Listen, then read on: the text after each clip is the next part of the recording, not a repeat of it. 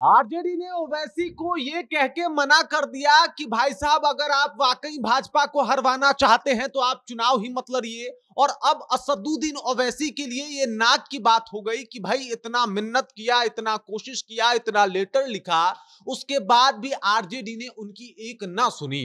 इसके बाद अब ओवैसी करने क्या वाले हैं? क्या वो गठबंधन करके एक और मोर्चा बनाएंगे और इसके साथ बिहार में चुनाव लड़ेंगे, या फिर मुसलमानों को एकजुट करके एमवाई समीकरण खराब कर सकते हैं? मतलब उनके दोनों हाथों में लड्डू है और वो दोनों में से जो चाहे वो कर सकते हैं, उनके पास ऑप्शन ये है। अब ये ऑप्शन कैसे है और किस तरीके से ये दोनों तरीके से जो है वो आरजेडी का खेल बिगाड़ सकते हैं, सब कुछ आपको विस्तार पूर्वक बताएंगे। लेकिन उससे पहले मेरा परिचय जान लीजिए। मेरा नाम है रजत और आप जनता जंक्शन देख रहे हैं। आपको बता दूं कि असदुद्दीन ओवैसी के तमाम कोशिश, तमाम प्रयास के बाद भी आरजेडी ने कहा कि भाई साहब हम आपके साथ गठबंधन नहीं करेंगे।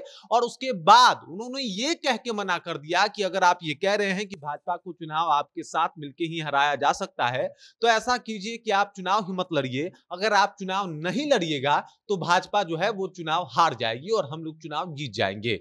अब इस तरीके का दावा जब आरजेडी की तरफ से आया तो निस्संदेह ये बात बहुत ज्यादा चुभी होगी असदुद्दीन ओवैसी को, और उन्होंने सोचा होगा कि अब क्या किया जाए। जिस तरीके से उनको दुत्कारा गया, जिस तरीके से आरजेडी ने कह दिया कि भाई हम तुम्हारे साथ गठबंधन नहीं करेंगे, कहीं ना कहीं असदुद्दीन ओवैसी को भी ये बात सोचने पे मजबूर कर देगी। अब उनके पास दो ही ऑप्शन बचता है, करो या मरो। मतलब ये है कि या तो उनको अब पहले से ज्यादा सीटों पे विधानसभा चुनाव पे चुनाव लड़ना होगा, नहीं तो जो है या तो उनको एक नया मोर्चा बना के चुनाव जो है वो लड़ना होगा।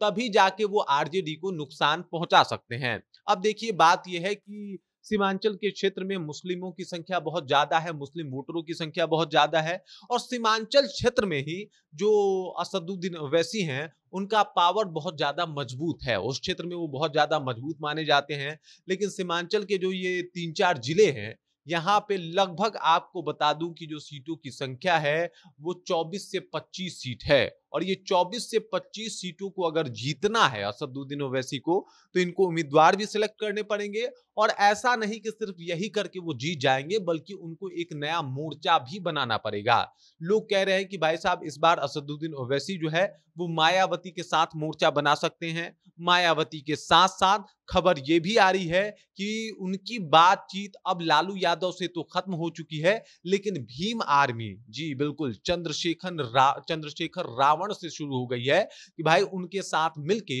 ये लोग गठबंधन बनाएं। बात तो यहां तक पहुंच गई थी कि पप्पू यादव, जिन्हें सीमांचल का एक तरीके से बेटा कहा जाता है, उनका सीमांचल क्षेत्र में बहुत ज्यादा दबदबा दिखाया जाता है, उनसे भी बातचीत के क्रम में है जो है वो असदुद्दीन ओवैसी। और उनका प्रयास है कि किसी भी तरीके से पप्पू यादव को अगर अपने तरफ कर लिया जाएगा तो आसानी से ये जो 4-5 जिले हैं वहां पे चुनाव जीता जा सकता है और आसानी से आरजेडी को यहां पे पटखनी दिया जा सकता है।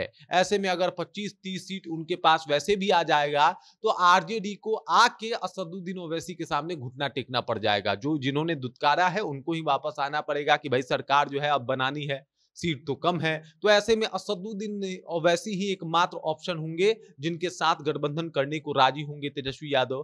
तो वो इस वजह से अब उनका प्रयास है कि पप्पू यादव को भी जोड़ा जाए। इसके अलावा उनका प्रयास है कि भीम आर्मी चीफ जो चंद्रशेखर रावण है उनको भी अपने पार्टी में शामिल करवाया जाए। और इसके अलावा मायावती की पार्टी जो हमेशा से बिहार चुनाव में एक्टिव रहती है, भले कुछ बेहतर ना कर पाए, उनको भी अपने साथ जोड़ा जाए। इससे होगा ये कि यादव के साथ साथ जो दलित वोटर हैं वो भी जो है वो आके असदुद्दीन ओवैसी के साथ जुड़ने वाले हैं। और यही नहीं, सिर्फ मुसलमानों को नहीं बल्कि हिंदुओं को भी टिकट बांटने वाले हैं इस बार असदुद्दीन ओवैसी, और उनको भी टिकट देंगे, उनको भी चुनाव जो है वो लड़वाएंगे। इसका मतलब ये है कि वो अपने पार्टी का विस्तार चाहते हैं। वो चाहते हैं कि बिहार में उनकी छवि वो ना रहे जो हैदराबाद में है कि भाई साहब एक सिर्फ कम्युनिटी के नेता हैं, बल्कि ये चाहते हैं कि भाई ये पूरे बिहार का नेतृत्व करें। और ऐसे में सबसे आसान है नेतृत्व करना, जैसे समझिए कि दलित दलितों को अपने साथ ले लेना, उसके बाद मुसलमान इनके साथ पहले ही हैं और थोड़ा बहुत यादव पप्पू यादव के साथ आ सकते हैं, ऐसी संभावना जताई जा रही है। और ऐसे में पप्पू यादव को साथ लेने की कोशिश में असदुद्दीन ओवैसी जो है वो ज्यादा प्रयास करते हुए दिखाई दे रहे हैं। ये तमाम बातें बता रही है कि भाई साहब बदला बड़ा करारा लिया जाएगा।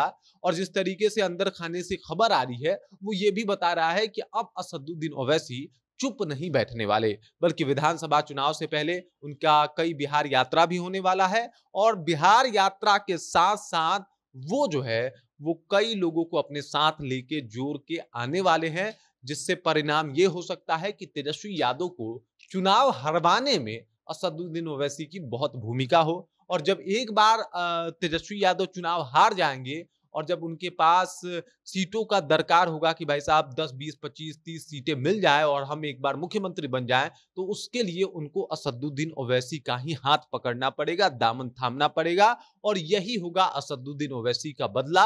और यही असदुद्दीन ओवैसी का प्लान चल रहा है कि एक नया मोर्चा खोला जाए। हालांकि मुसलमान साथ हैं, मुसलमानों को अगर एक बार घूम घूम के असदुद्दीन ओवैसी बिहार में आके ये कह दे कि इस बार आरजेडी को वोट नहीं देना है, तो इसमें कोई शक नहीं है कि 75 से 80% जो मुसलमान हैं वो असदुद्दीन ओवैसी की बात मानेंगे। अब असदुद्दीन ओवैसी का नेक्स्ट प्लान यही है कि सबको जोड़ा जाए और सबको जोड़ के तेजस्वी यादव को मात दिया जाए। बाकी इस खबर, इस जानकारी को लेकर आप क्या सोचते हैं, और जिस प्लानिंग पे अभी असदुद्दीन ओवैसी चल रहे हैं उस प्लानिंग को लेकर आप क्या सोचते हैं, कृपया कमेंट कीजिए और अपना विचार हम तक पहुंचा दीजिए। बाकी आप देख रहे हैं जनता जंक्शन और मेरा नाम रजत है।